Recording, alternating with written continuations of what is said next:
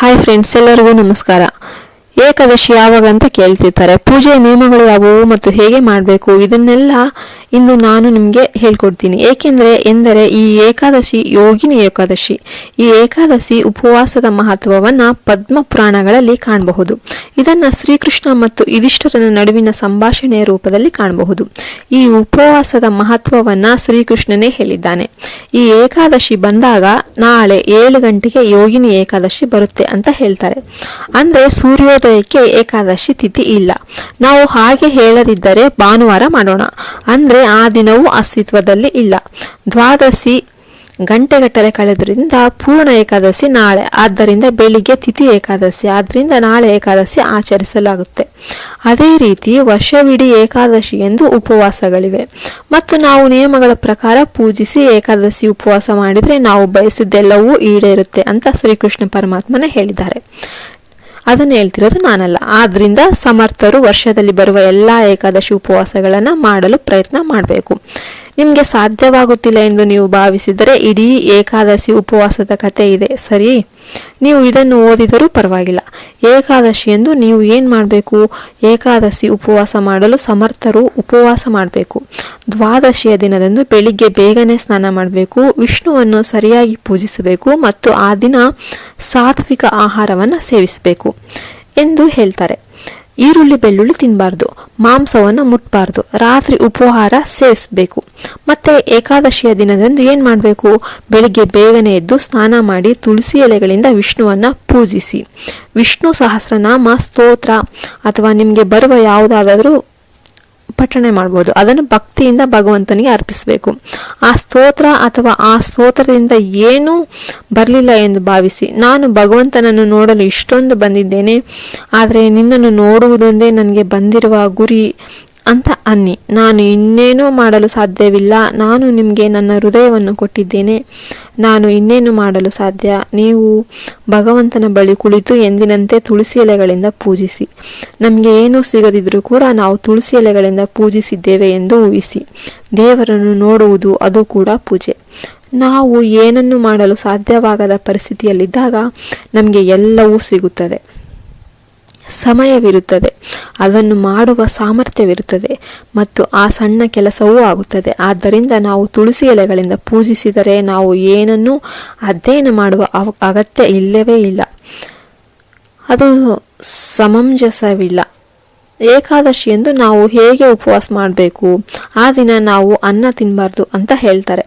ಆದ್ರಿಂದ ಉಪಹಾರವೇ ಯಾರಾದರೂ ಅದನ್ನು ತೆಗೆದುಕೊಳ್ಳಲು ಬಯಸಿದರೆ ಅವರು ಅದನ್ನು ತೆಗೆದುಕೊಳ್ಳಬಹುದು. ಅಂದರೆ ಅವರು ಗೋಧಿ ಹಿಟ್ಟಿನೊಂದಿಗೆ ಅರ್ಪಿಸಿ ತಿನ್ಬಹುದು. ಅದೇ ರೀತಿ ಹಣ್ಣುಗಳನ್ನು ತೆಗೆದುಕೊಳ್ಳಲು ಬಯಸುವವರು ಹಣ್ಣುಗಳನ್ನು ತೆಗೆದುಕೊಳ್ಳಬಹುದು. ಆದರೆ ಮಜ್ಜಿಗೆ ಕುಡಿಬಾರದು. ಮಜ್ಜಿಗೆ ಕುಡಿಯೋದ್ರಿಂದ ಉಪವಾಸ ಮುರಿಯುತ್ತೆ ಅಂತ ಹೇಳ್ತಾರೆ. ಆದ್ರಿಂದ ಮಜ್ಜಿಗೆ ಕುಡಿಬೇಡಿ ಮತ್ತು ನೀವು ಬೇರೆ ಏನಾದರೂ ತೆಗೆದುಕೊಳ್ಳಬಹುದು. ಕೆಲವರು ಏನು ಮಾಡ್ತಾರೆ ಅಂತಂದ್ರೆ ಏಕಾದಶಿ ಅಥವಾ ಇನ್ನಾವುದೇ ದಿನ ಉಪವಾಸ ಮಾಡಬೇಕಾದ್ರೆ ಅವರು ಒಳ್ಳೆಯ ನೀರನ್ನು ಸಹ ಕುಡಿಯೋದಿಲ್ಲ, ಕುಡಿಯ ನೀರನ್ನು ಕುಡಿಯೋದಿಲ್ಲ. ವಾಸ್ತವವಾಗಿ ಅವರು ಕುಡಿಯ ನೀರನ್ನು ಸಹ ಕುಡಿಬಾರದು ಕೂಡ. ಅವರು ಹಣ್ಣುಗಳನ್ನು ತೆಗೆದುಕೊಂಡು ಉಪಹಾರ ಸೇವಿಸಬಹುದು. ವಾಸ್ತವವಾಗಿ ನಾವು ಉಪವಾಸ ಮಾಡಲು ಸಾಧ್ಯವಿಲ್ಲ ಅಂತ ಅವರು ಹೇಳ್ತಾರೆ. ನಮಗೆ ತಾಳ್ಮೆ ಇಲ್ಲ. ನೀವು ಬಯಸಿದ ಯಾವುದೇ ಆಹಾರವನ್ನು ತಿನ್ನಬಹುದು. ನೀವು ಏನನ್ನು ತೆಗೆದುಕೊಳ್ಳಲು ಬಯಸ್ತೀರೋ ಅದನ್ನು ತೆಗೆದುಕೊಳ್ಳಿ. ನಿಮ್ಮ ಮನಸ್ಸನ್ನು ದೇವರ ಮೇಲೆ ಕೇಂದ್ರೀಕರಿಸಿ ಮತ್ತು ನೀವು ದೇವರ ಹೆಸರನ್ನು ನೆನಪಿಸಿಕೊಳ್ಳುತ್ತೀರಿ. ಉಪವಾಸ ಎಂದರೆ ದೇವರಿಗೆ ಹತ್ತಿರವಾಗುವುದು. ಅಂದರೆ ನೀವು ದಿನವಿಡೀ ದೇವರ ಹೆಸರನ್ನು ಚೆನ್ನಾಗಿ ನೆನಪಿಸಿಕೊಳ್ಳಬೇಕು ಮತ್ತು ಸಾಧ್ಯವಾದಷ್ಟು ಯಾರಿಗಾದರೂ ಅದನ್ನು ಅರ್ಪಿಸಬೇಕು. ನೀವು ಅದನ್ನು ಏಕಾದಶಿ ಎಂದು ಮಾಡುತ್ತಾ ಇರಬೇಕು ಅಥವಾ ದ್ವಾದಶಿ ಎಂದು ಮಾಡುತ್ತಿರಬೇಕು. ಅದು ನಿಮಗೆ ಬಿಟ್ಟಿದ್ದು. ಏಕಾದಶಿ ಎಂದು ಉಪವಾಸ ಮಾಡುವವರು ಅದನ್ನು ಹೇಗೆ ಮಾಡಬೇಕು? ದ್ವಾದಶಿ ಎಂದು ಅವರು ಏನು ಮಾಡಬೇಕು ಅಂದರೆ ಸಾಧ್ಯವಾದಷ್ಟು ಬೇಗ ನೀವು ಸರಿಯಾಗಿ ಪ್ರಸಾದವನ್ನು ಮಾಡಿ ತುಳಸಿಯ ಚಿಗುರಿನೊಂದಿಗೆ ಭಗವಂತಿಗೆ ಅರ್ಪಣೆ ಮಾಡಿ ವೈದಿಕ ಬ್ರಾಹ್ಮಣರಿಗೆ ನೀಡಬೇಕು. ನಿಮ್ಮ ಸ್ವಂತ ಆಹಾರವನ್ನು ಅರ್ಪಿಸಿ ಮತ್ತು ನಂತರ ನೀವು ಚೆನ್ನಾಗಿ ತಯಾರಿಸಿದ ಪ್ರಸಾದವನ್ನು ತೆಗೆದುಕೊಳ್ಳಿ. ಆ ದಿನವೂ ಈರುಳ್ಳಿ ಬೆಳ್ಳುಳ್ಳಿ ತಿನ್ನಬಾರ್ದು. ಸಾತ್ವಿಕ ಆಹಾರವನ್ನು ಸೇವನೆ ಮಾಡಬೇಕು. ದ್ವಾದಶಿಯ ಹಗಲು ರಾತ್ರಿ ತರಕಾರಿಗಳನ್ನು ಮಾತ್ರ ಸೇವನೆ ಮಾಡಬೇಕು. ಎಲ್ಲಕ್ಕಿಂತ ಹೆಚ್ಚಾಗಿ ನಾವು ಈ ನಿಯಮಗಳು ಮತ್ತು ನಿಯಮಗಳನ್ನು ಪಾಲಿಸಿದರೆ, ಸತ್ವವನ್ನು ಅನುಸರಿಸಿದರೆ ನಾವು ಭಗವಂತನಿಗೆ ಇಷ್ಟ ಆಗ್ತೀವಿ, ಪ್ರಿಯ ಆಗ್ತೀವಿ.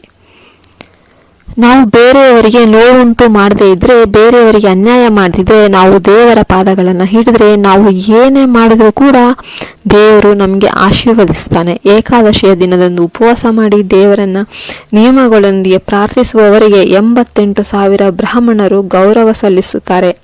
ನೀವು ಮಾಡುವ ಕೆಲಸಕ್ಕೆ ಫಲ ಸಿಗುತ್ತೆ. ವಾಸ್ತವವಾಗಿ ನಾವು ಹಾಗೆ ಮಾಡಲು ಬಯಸಿದರೆ ಅದನ್ನು ನಾವೇ ಮಾಡಬಹುದೇ, ಆದರೆ ನಾವು ಉಪವಾಸದ ಮೂಲಕ ಉಪವಾಸ ಮಾಡಿದರೆ ಮಾತ್ರ ನಮಗೆ ಆ ಫಲ ಸಿಗುತ್ತೆ ಅಂತ ಶ್ರೀಕೃಷ್ಣ ಪರಮಾತ್ಮನೇ ಹೇಳ್ತಾನೆ.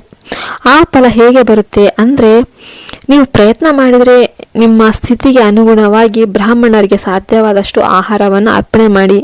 ನೀವು ಆಹಾರವನ್ನು ಅರ್ಪಿಸಿದರೆ ಹೇಗಾದರೂ ನಾವು ಉಪವಾಸದ ಕಥೆಯಲ್ಲಿ 88,000 ಬ್ರಾಹ್ಮಣರನ್ನು ಪೂಜಿಸಿದ ಫಲವನ್ನು ಪಡೆಯುತ್ತೇವೆ.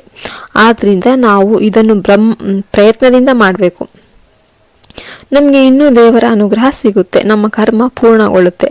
ಆದರೆ ಈ ಯೋಗಿ ಏಕಾದಶಿ ಉಪವಾಸನ ಆಚರಿಸಲು ಸಾಧ್ಯವಾಗದಿದ್ರೂ ಕೂಡ, ನಾವು ಆ ಕಥೆಯನ್ನು ಕೇಳಿದ್ರು ಕೂಡ ಉಪವಾಸದ ಫಲಿತಾಂಶ ನಮಗೆ ಬರುತ್ತೆ ಅಂತ ಶ್ರೀಕೃಷ್ಣನೇ ಸ್ವತಃ ನಮಗೆ ಹೇಳ್ತಾನೆ. ಹೇಮು ಎಂಬ ಯಕ್ಷನು ಕುಬೇರನಿಗಾಗಿ ಕೆಲಸ ಮಾಡ್ತಾನೆ. ಪ್ರತಿದಿನ ಅವನು ತೋಟಗಾರನಾಗಿ ಹೂಗಳನ್ನು ಕೊಯ್ದು ಕುಬೇರನಿಗೆ ಅರ್ಪಿಸುತ್ತಾನೆ. ಅವನು ಏನು ಮಾಡ್ತಾನೆ, ಶಿವಪೂಜೆಗೆ ಆ ಹೂಗಳನ್ನು ತೆಗೆದುಕೊಳ್ಳುವ ಬದಲು ಅವನು ಅವುಗಳನ್ನು ತನ್ನ ಹೆಂಡತಿಯ ಬಳಿಗೆ ತೆಗೆದುಕೊಂಡು ತನ್ನ ಹೆಂಡತಿಯೊಂದಿಗೆ ಸಂತೋಷವಾಗಿರ್ತಾನೆ. ಇನ್ನು ಪೂಜೆಗಾಗಿ ಕಾಯುತ್ತಿದ್ದ ಕುಬೇರನಿಗೆ ಹೇಮು ಬಹಳ ಸಮಯದಿಂದ ಹೂಗಳನ್ನು ತರಲಿಲ್ಲ ಎಂದು ಹೇಳಲಾಗುತ್ತೆ.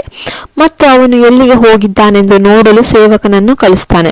ಭಟ್ಟ ಬಂದು ತನ್ನ ಹೆಂಡತಿಯೊಂದಿಗೆ ಸಂತೋಷವಾಗಿರುವುದನ್ನು ನೋಡಿ ಕುಬೇರನಿಗೆ ಹೇಳಿದಾಗ ಕುಬೇರ ಕೋಪಗೊಳ್ತಾನೆ. ತಕ್ಷಣ ಹೇಮುವನ್ನು ಕರೆದುಕೊಂಡು ಹೋಗಿ ಬರಲು ಹೇಳ್ತಾನೆ. ಹೇಮ ಬರ್ತಾನೆ. ಶಿವನನ್ನು ಪೂಜಿಸಲು ತನ್ನ ಬಳಿ ಹೂಗಳಿಲ್ಲ ಎಂದು ಹೇಳಿದ್ದರಿಂದ ಕುಬೇರನು ಈಗಾಗಲೇ ತುಂಬಾ ಕೋಪಗೊಂಡಿದ್ದ. ಆ ನೋವಿನಲ್ಲಿ ಕುಬೇರನು ಹೇಮನನ್ನು ಶಾಪ ಹಾಕ್ತಾನೆ. ಅವನಿಗೆ ಕುಷ್ಠರೋಗ ಬರುತ್ತೆ ಮತ್ತು ನೀನು ಏನು ಪಾಲಿಸ್ತೀಯೋ ಅದು ನಿನ್ನಿಂದ ದೂರವಾಗುತ್ತೆ ಮತ್ತು ನೀನು ನಿನ್ನ ಹೆಂಡತಿಯಿಂದ ದೂರವಾಗ್ತೀಯ ಅಂತ ಹೇಳ್ತಾನೆ. ಕುಬೇರನ ಶಾಪದ ಪರಿಣಾಮವಾಗಿ ಈ ಯಕ್ಷ ಭೂಮಿಗೆ ಬರ್ತಾನೆ. ಮೊದಲು ಅವನು ಶಿವನನ್ನು ಪೂಜಿಸ್ತಾ ಇದ್ದ. ತನ್ನ ಸೇವೆಯಿಂದಾಗಿ ತನ್ನ ಭೂತಕಾಲವನ್ನು ಮರೆಯದ ಹೇಮು ಕಾಡುಗಳಲ್ಲಿ ಅಲ್ಲಾಡುತ್ತಾ ನೋವಿನಿಂದ ಬಳಲುತ್ತಾನೆ. ಒಮ್ಮೆ ಋಷಿ ಮಾರ್ಕಂಡೇಯ ಮಹರ್ಷಿ ಹೇಮುವಿಗೆ ಕಾಣಿಸಿಕೊಳ್ತಾನೆ. ಋಷಿ ಮಾರ್ಕಂಡೇಯ ಮಹರ್ಷಿ ನಿಧನರಾದದ್ದನ್ನು ಹೇಮು ತಿಳಿದುಕೊಂಡು, ಈ ಯೋಗಿನಿ ಏಕಾದಶಿ ಆಚರಣೆಯನ್ನು ಮಾಡಿದರೆ ನೀವು ಶಾಪದಿಂದ ಮುಕ್ತರಾಗ್ತೀರಾ ಅಂತ ಹೇಳ್ತಾನೆ. ನೀವು ಈ ಶಾಪದಿಂದ ಮುಕ್ತರಾಗ್ತೀರಾ ಅಂತ ಹೇಳಿದಾಗ ಹೇಮು ಏನ್ ಮಾಡ್ತಾನೆ, ಆ ಆಚರಣೆಯನ್ನು ಮಾಡಿದರೆ ಅವನ ಮೇಲೆ ಬಂದಿರುವ ಶಾಪವೂ ಕೂಡ ದೂರ ಆಗುತ್ತೆ ಅಂತ ಋಷಿ ಮಾರ್ಕಂಡೇಯ ಮಹರ್ಷಿ ಹೇಳ್ತಾರೆ. ಯೋಗಿನಿ ಏಕಾದಶಿಯ ದಿನದಂದು ವಿಷ್ಣುವನ್ನು ಪೂಜಿಸುವರು ನಿಜವಾಗಿಯೂ ಪುಣ್ಯವಂತರು ಮತ್ತು ದೇವರನ್ನು 88,000 ಬ್ರಾಹ್ಮಣರನ್ನು ಪೂಜಿಸಿದ ಫಲ ಅವರಿಗೆ ಸಿಗುತ್ತೆ ಅಂತ. ಆದ್ದರಿಂದ ಉಪವಾಸವನ್ನು ಮಾಡಲು ಸಾಧ್ಯವಾಗದೇ ಇರುವವರು ಕನಿಷ್ಠ ಉಪವಾಸ ಕಥೆಯನ್ನಾದರೂ ಕೇಳಬೇಕು. ಇದಿಷ್ಟಾಗಿತ್ತು ಫ್ರೆಂಡ್ಸ್. ನಿಮಗೆ